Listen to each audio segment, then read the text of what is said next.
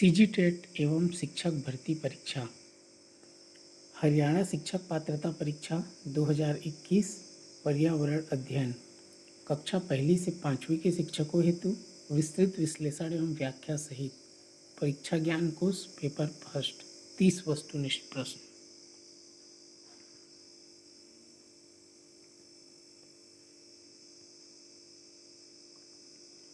प्रश्न पहला है, निम्नलिखित में से कौन सा वन उत्पाद नहीं है? इसमें आपका गोंद, प्लाईवुड और लाख ये क्या है? वन उत्पाद है। आपका केरोसिन वन उत्पाद नहीं है।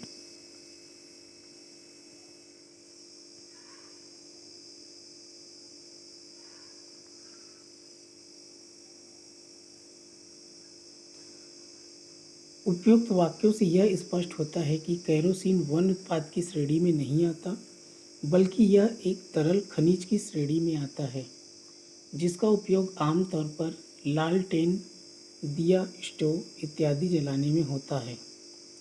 वन उत्पाद का अर्थ है किसी वन संपदा द्वारा उत्पादित सभी सामग्रियां।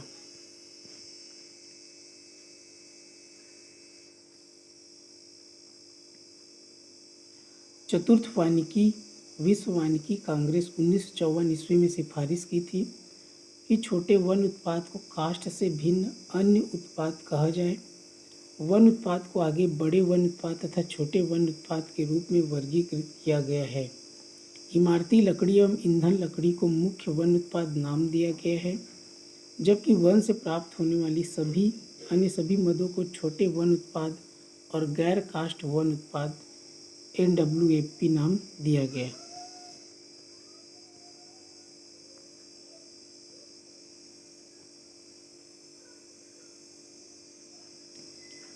अगला प्रश्न है, CO2 प्रमुख ग्रीन हाउस गैसों में से एक है। निम्नलिखित में से कौन सी अन्य गैसें ग्रीन हाउस प्रभाव का कारण बनती है? इसका उत्तर है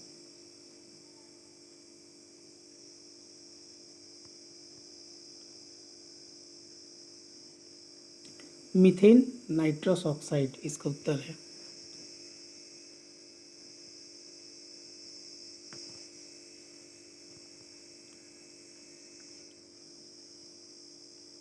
ग्रीन हाउस प्रभाव या हरित गृह प्रभाव एक प्राकृतिक प्रक्रिया है जिसके द्वारा किसी ग्रह या उपग्रह के वातावरण में मौजूद कुछ गैसें वातावरण के तापमान को अपेक्षाकृत अधिक गर्म बनाने में मदद करती है।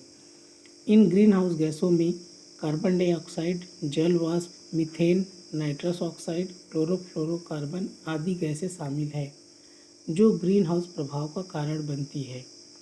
धरती के वातावरण के तापमान को प्रभावित करने वाले अनेक कारक हैं, जिसमें से ग्रीन हाउस प्रभाव एक है।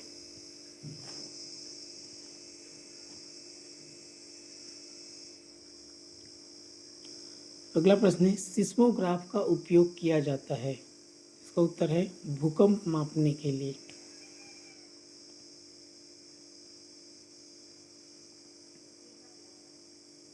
सिस्मोग्राफ का उपयोग भूकंप मापने के लिए तथा इसके दौरान सतह पर आने वाली तरंगों को रिकॉर्ड करता है। पृथ्वी की भूपर्पटी में अचानक कंपन या झटके आना भूकंप कहलाते हैं। पृथ्वी का स्थलीय दृढ़ भूखंडी प्लेट कहा जाता है। दुनिया में ज़्यादातर भूकंप इन्हीं प्लेटों के हिलने डुलने के कारण आते हैं तथा सिस्मोलॉजी भूकंप के अध्ययन से संबंधित है। कुछ महत्वपूर्ण जानकारियाँ, चक्रवात को मापने वाले यंत्र तो इसे कहेंगे एनीमोमीटर, वर्षा मापने वाला यंत्र रेन गेज या वर्षा मापी। किसी धातु की छड़ पर आवेश मापने वाला यंत्र अमीटर।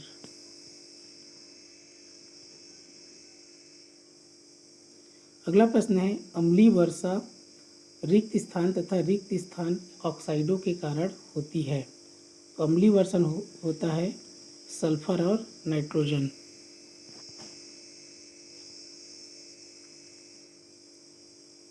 अम्लीय वर्षा सल्फर तथा नाइट्रोजन के ऑक्साइडों के कारण होती है।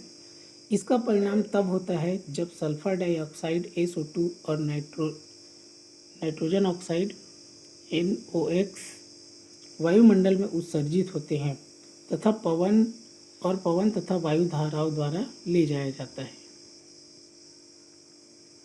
अम्लीय वर्षा के प्रभाव।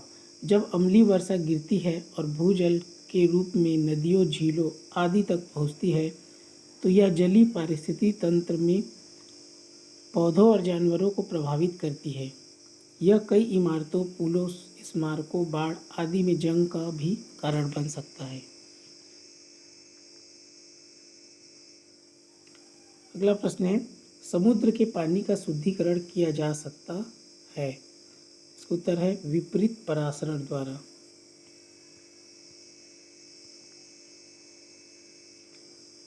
समुद्र के पानी का शुद्धिकरण दो तरह की तकनीकों से किया जा सकता है, पारंपरिक वैक्यूम डिस्टिलेशन द्वारा, रिवर्स ऑस्मोसिस द्वारा।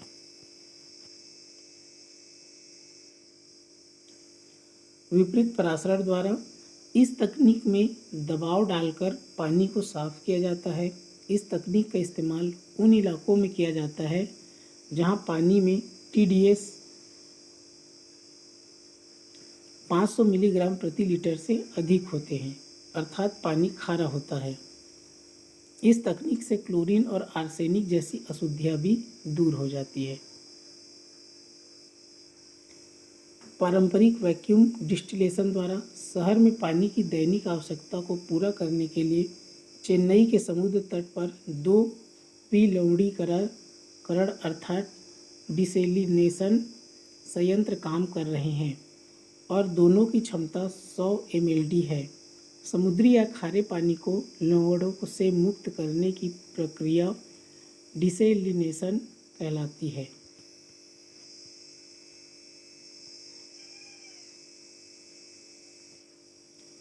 अगला प्रश्न है, पादप और जंतुओं के मृत शरीर को ह्यूमस में परिवर्तित करने वाले सूक्ष्म जीव कहलाते हैं। इसका उत्तर है अपघटक।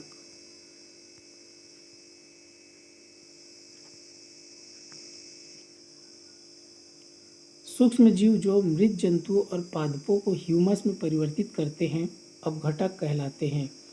ये मृत कार्बनिक पदार्थ में अपना पोषण प्राप्त करते हैं, जैसे जीवाणु और कवक।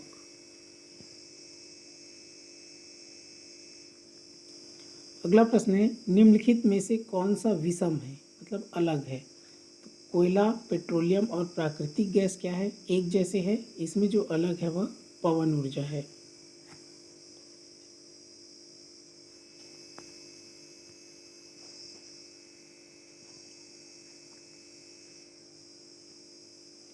कोयला, पेट्रोलियम, प्राकृतिक गैस तथा पवन ऊर्जा में से विषम पवन ऊर्जा है, क्योंकि कोयला, पेट्रोलियम और प्राकृतिक गैस हल्के अल्केन्स का मिश्रण है तथा पवन ऊर्जा एक नवीनीकरण ऊर्जा स्रोत है, जिनके द्वारा वायु की गतिज ऊर्जा यांत्रिक ऊर्जा में परिवर्तित हो जाती है। इस यांत्रिक ऊर्जा को गतिज की मदद से विद्युत ऊर्जा में परिवर्तित किया जा सकता है।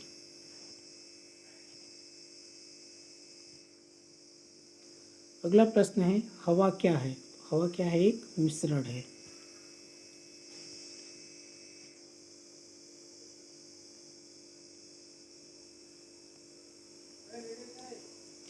वायु एक मिश्रण है जिसमें नाइट्रोजन 78%, ऑक्सीजन 21%, आर्गन 0.9% तथा अन्य गैसें 0.1% का मिश्रण है, जो पृथ्वी की सतह के चारों तरफ विद्यमान है, जिसे वायुमंडल कहते हैं। मनुष्य वायु के जरिए सांस ऑक्सीजन के रूप में लेते हैं तथा कार्बन डाइऑक्साइड छोड़ते हैं।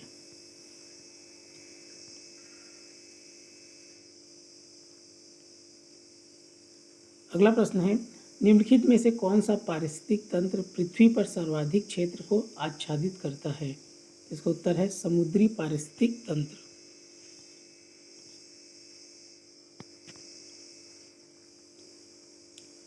समुद्री पारिस्थितिक तंत्र पृथ्वी पर सर्वाधिक क्षेत्र को आच्छादित करता है। यह तंत्र जलीय वातावरण होते हैं जिनमें उच्च स्तर के भंग नमक होते हैं, जैसे कि समुद्र में या उसके पास पाए जाते हैं। समुद्री पारिस्थितिक तंत्र को उनके अद्वितीय जैविक और अजैविक कारकों द्वारा परिभाषित किया जाता है। जैविक कारकों में पौधे, जानवर, कवक और जीवाणु शामिल हैं। महत्वपूर्ण अजैविक कारकों में पारिस्थितिक तंत्र में सूर्य के प्रकाश की मात्रा, पानी में घुली ऑक्सीजन और पोषक तत्वों की मात्रा, भूमि की निकटता, गहराई और तापमान शामिल है।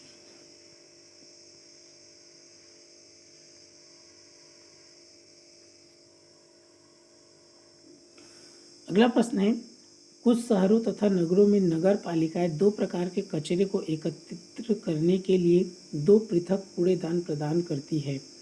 प्रायः एक का रंग नीला तथा दूसरे का रंग हरा होता है। हरा कूड़ादान प्रदान करती है। इसका उत्तर है पेड़ की सूखी पत्तियां।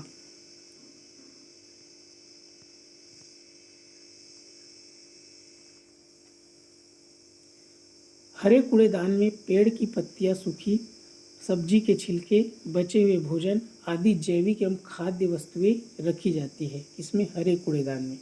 जबकि नीले कूड़ेदान में प्लास्टिक, पानी की बोतलें, कांच के टुकड़े, आयरन, छड़, प्लास्टिक थैली आदि रखे जाते हैं। इसलिए नगर पालिकाएं हरे और नीले कूड़ेदानों का प्रयोग करती है। हरे कूड़ेदान के अपशिष्ट मिट्टी में दबाने पर पूर्ण विगलित हो जाते हैं।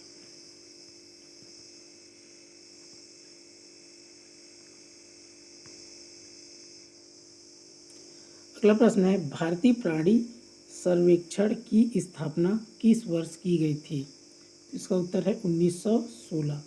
अब देखेंगे इसमें प्राणी, तो प्राणी में आप पी देखेंगे तो जो पी का नंबर आता है अंग्रेजी के अल्फ़ाबेट में वो क्या है? 16 है। इससे आप याद रख सकते हैं, प्राणी से पी 16 नंबर पे आता है, तो 1916।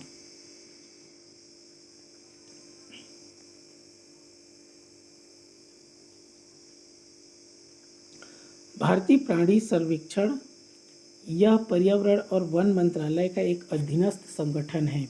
इसकी स्थापना 1916 ईस्वी में की गई थी ताकि पशु वर्ग संबंधी असाधारण विविधता के धनी भारतीय उपमहाद्वीप के प्राणियों के बारे में हमारा ज्ञान भंडार बढ़ सके।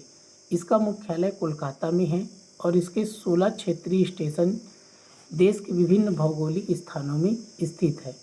सबसे पहले 1874 में कोलकाता के भारतीय संग्रहालय में प्राणी प्रभाग स्थापित किया गया।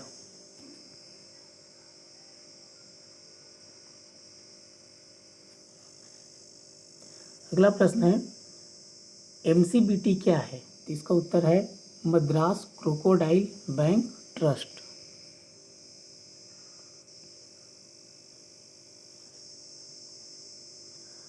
एमसीबीटी मद्रास क्रोकोडाइल बैंक ट्रस्ट यह चेन्नई का एक उद्यान है।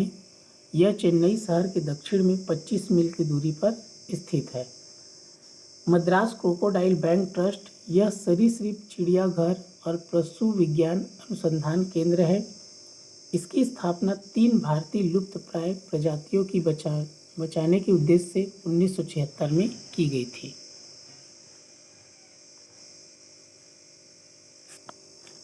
अगला प्रश्न है, वर्मी कंपोस्ट प्राप्त होती है? इसका उत्तर है केचुए से।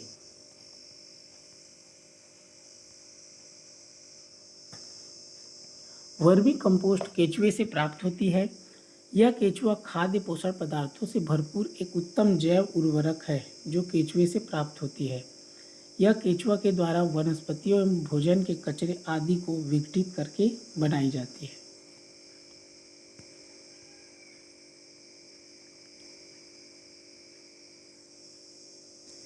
निम्नलिखित में से कौन से जानवर में निम्नलिखित अनुकूलन है?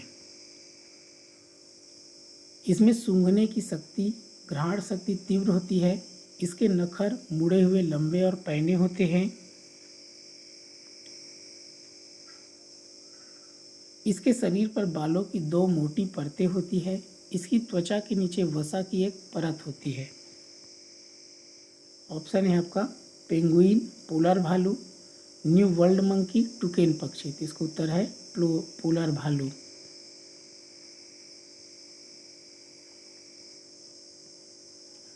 पोलर भालू या ध्रुवी भालू एक ऐसा भालू है जो आर्कटिक महासागर, उसके आसपास के समुद्र के किनारे पाए जाते हैं। इसमें सूंघने की तीव्र शक्ति होती है। इसके नखर मुड़े हुए, लंबे और पैने होते हैं। इनके शरीर पर बालों की 2 मोटी परतें तथा त्वचा के नीचे वसा की एक परत होती है।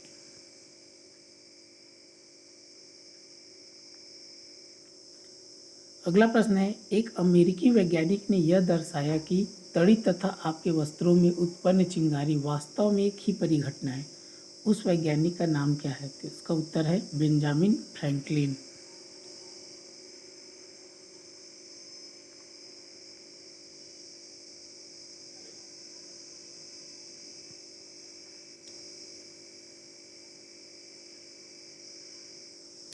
अगला प्रश्न है, भारत में निम्नलिखित में से कौन सा पुरस्कार ग्रामीण समुदायों और व्यक्तियों को दिया जाता है जिन्होंने वन्य जीव की रक्षा में अत्यधिक साहस और समर्पण का प्रदर्शन किया है? इसका उत्तर है अमृता देवी बिश्नोई पुरस्कार।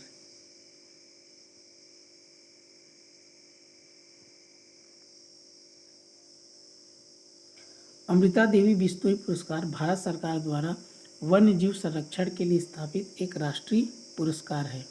यह पुरस्कार ग्रामीण समुदायों और व्यक्तियों को दिया जाता है जिन्होंने वन्य जीव की रक्षा में अत्यधिक साहस और समर्पण का प्रदर्शन किया है। यह पुरस्कार अमृता देवी की याद में है, जो राजस्थान के खेजरली में खेजड़ी के पेड़ों के एक ग्रोह की रक्षा करने की कोशिश करते हुए 1730 में खेजड़ली नरसंहार में मारे गए थे। इस पुरस्कार में पहले 25,000 की नगद राशि, फिर बाद में पर्यावरण और वन मंत्रालय के द्वारा इसमें शामिल व्यक्तियों या संस्थानों को 1 लाख की राशि दी गई।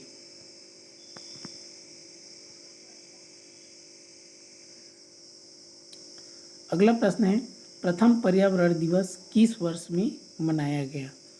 तो इसका उत्तर है 1974, 5 जून 1974।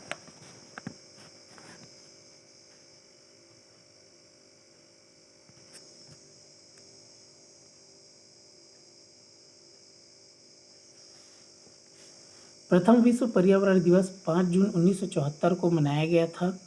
इस दिवस को मनाने की घोषणा संयुक्त राष्ट्र ने वैश्विक स्तर पर राजनीतिक और सामाजिक जागृति लाने हेतु वर्ष 1972 में की थी। वन्य जीव संरक्षण अधिनियम 1972, वायु प्रदूषण अधिनियम 1981।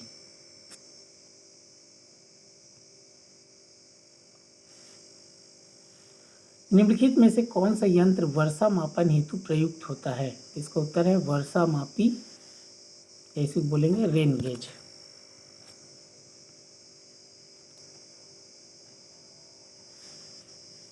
वर्षा मापने के लिए वर्षा मापी यंत्र का प्रयोग होता है। वर्षा की माप मिलीमीटर में की जाती है। कई तरह के वर्षा मापी उपयोग में आते हैं। भारधारित वर्षा मापी, टिपिंग बकेट वर्षा मापी, भूमिगत गड्ढे।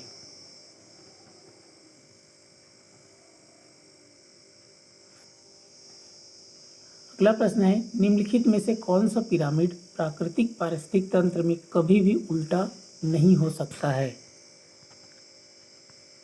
इसका उत्तर है ऊर्जा का पिरामिड।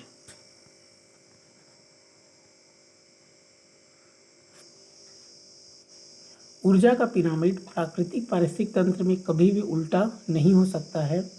ऊर्जा पिरामिड ऊष्मागति के नियमों का पालन करता है। इसमें एक पोषण स्तर से दूसरे पोषण स्तर पर स्थानांतरित होने वाली ऊर्जा को भी दिखाया जाता है। अतः ऊर्जा पिरामिड सदैव सीधा होता है। लिंडमैन नियम के द्वारा ऊर्जा का 10% ही अगले उपभोक्ता को प्राप्त होता है।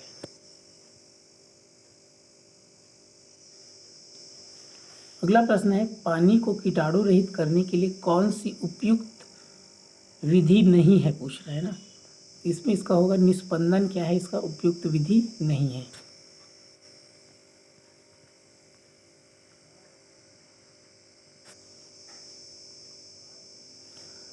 पानी को कीटाणु रहित करने के लिए निस्पंदन विधि उपयुक्त नहीं है। निस्पंदन वह प्रक्रिया है जिसमें ठोस कणों को किसी द्रव पदार्थ में से फिल्टर पेपर की सहायता से पृथक किया जाता है, उसे निस्पंदन कहा जाता है।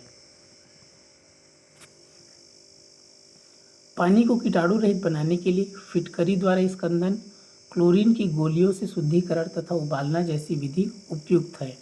क्लोरीन एक रासायनिक तत्व है जिसका संकेत Cl है। इसका प्रयोग तरल तालों को कीटाणु रहित बनाने में किया जाता है।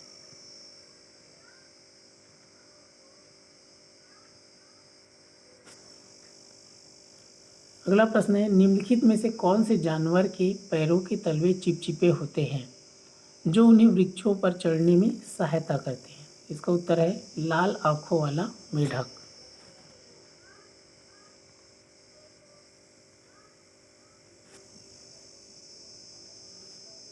लाल आंखों वाले मेढक के पैरों के तलवे चिपचिपे होते हैं जो उन्हें वृक्षों पर चढ़ने में सहायता करते हैं। टुकेन पक्षी की चोंच बड़ी रंग बिरंगी होने के लिए प्रसिद्ध है।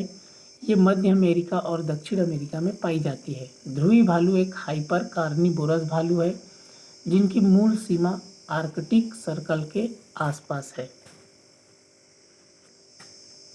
पेंगुइन न उड़ने वाला पक्षी है जो अंटार्कटिक में पाए जाते हैं। पानी में जीवन के लिए अत्यधिक अनुकूलित पक्षी है।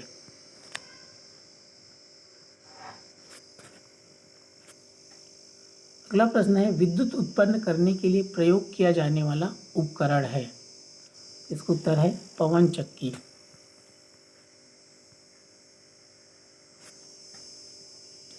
विद्युत उत्पन्न करने के लिए प्रयोग किया जाने वाला उपकरण पवन चक्कियाँ है। डेनमार्क को पवनों का देश कहते हैं क्योंकि यहाँ 25% से अधिक विद्युत का उत्पादन पवन चक्की द्वारा होता है। वात दिग्दर्शक हवा की दिशा दिखाने वाला एक यंत्र है।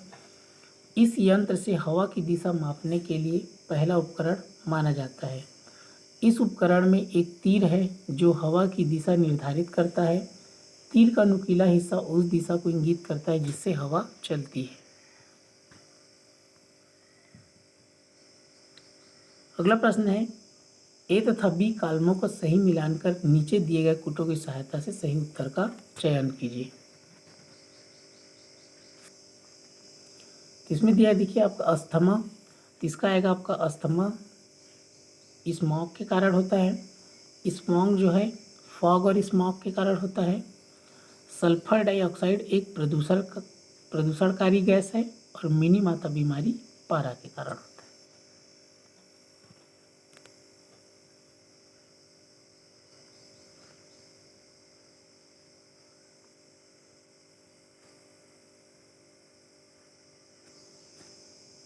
अगला प्रश्न है, प्रकृति के लिए विश्वव्यापी कोष WWF के अनुसार निम्नलिखित में से कौन सी नदी विश्व में 10 संकटग्रस्त नदियों में से एक है?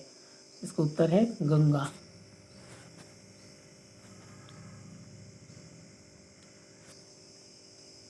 प्रकृति के लिए विश्वव्यापी कोष WWF के अनुसार गंगा नदी विश्व में 10 संकटग्रस्त नदियों में से एक है।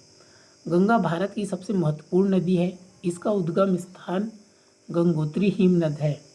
गोदावरी नदी प्रायद्वीपीय भारत की सबसे बड़ी नदी क्षेत्र है। गोदावरी को दक्षिण की गंगा या वृद्ध गंगा के नाम से जाना जाता है। यमुना नदी गंगा की सबसे लंबी सहायक नदी है। इनका उद्गम यमुनोत्री हिमनद से है। प्रयागराज इलाहाबाद में यमुना का गंगा में मिलन होता है। सरयू नदी का उद्गम नेपाल हिमालय के हिमनद में है जहां इसे गौरी गंगा के नाम से जाना जाता है।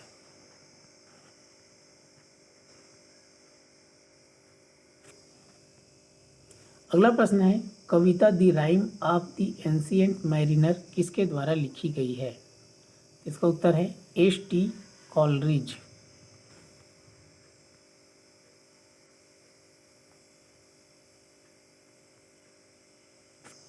अगला प्रश्न है, ओजोन परत के क्षय का कारण है? इसका उत्तर है CFC।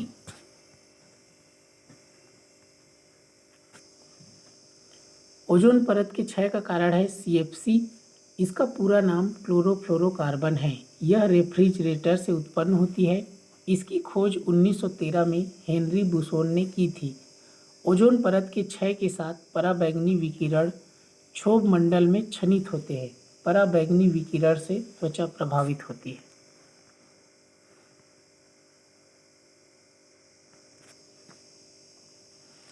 निम्नलिखित में से कौन एक बौना ग्रह है? इसका उत्तर है प्लूटो।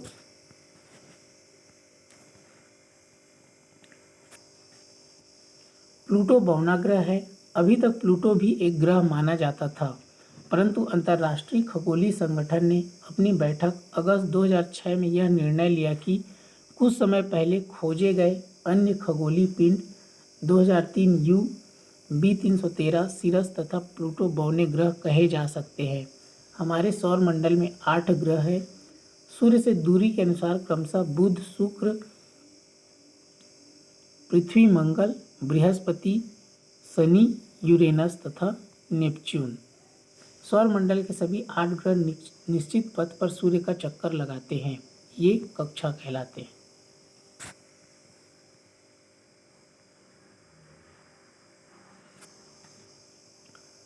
अगला प्रश्न है, दी जियोग्राफिकल डिस्ट्रीब्यूशन ऑफ एनिमल्स पुस्तक किसके द्वारा लिखी गई है? इसका उत्तर है अल्फ्रेड रसल वालेस।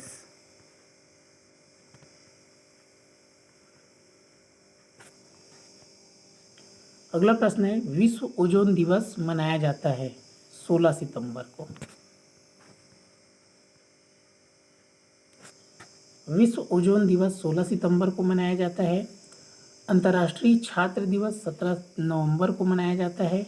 विश्व पर्यावरण दिवस 5 जून, विश्व प्रवासी दिवस 9 जनवरी, राष्ट्रीय युवा दिवस 12 जनवरी, विश्व ब्रेल दिवस 4 जनवरी, बाल दिवस 14 नवंबर, अंतर्राष्ट्रीय महिला दिवस 8 मार्च, विश्व जैव विविधता दिवस 22 मई, विश्व जल दिवस 22 मार्च। ये इम्पोर्टेंट दिवस है।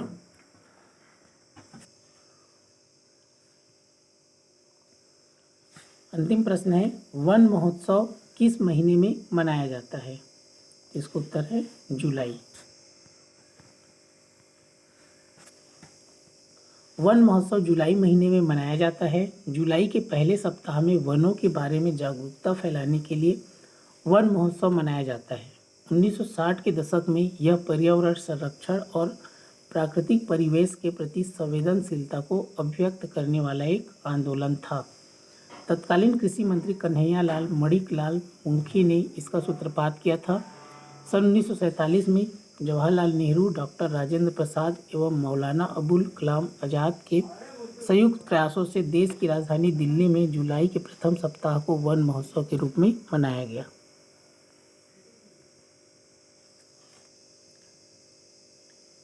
ये रहा आज का 30 महत्वपूर्ण प्रश्न,